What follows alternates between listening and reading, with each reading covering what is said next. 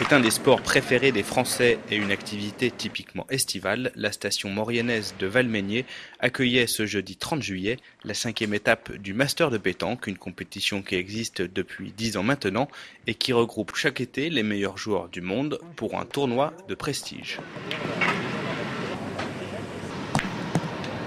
Bravo. Après Ax-les-Thermes, Bandol, Autran, Nice et avant La Baule, Contrevex ou encore Istres, Valmeinier représentait donc le point culminant de ce grand Tour de France de la Baule. La pétanque se joue de partout en France, c'est pas exclusivement dans le sud. Les meilleurs joueurs sont au nord. Déjà, ça c'est une première chose. Ensuite, concernant les étapes en montagne, cette année on a battu un peu notre record puisqu'on en avait 3. Une dans les Pyrénées, une sur le plateau du Vercors, c'était à Autran, et une ici en Savoie à Valmeinier.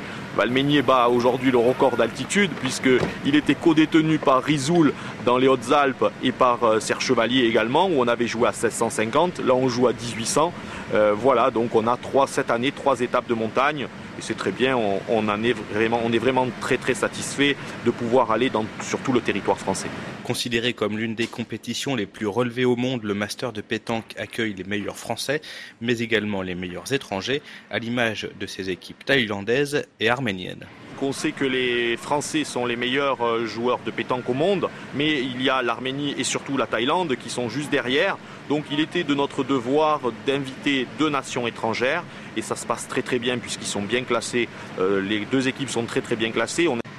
Se baladant partout en France, la compétition est aussi l'occasion de faire participer des équipes locales, comme ici avec ce trio savoyard confronté dès le premier tour à l'équipe du champion Philippe Quintet.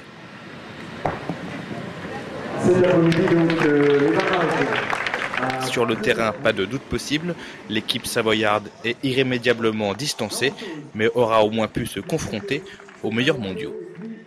Disons que c'était déjà un tirage au sort pas très favorable parce que on est donc tombé contre l'équipe de Philippe Quintet et on sait très bien ce que ces joueurs sont capables de faire, ils sont au plus haut niveau et on a fait une très mauvaise partie surtout au tir, on n'a pas réussi à les contrer à ce niveau-là.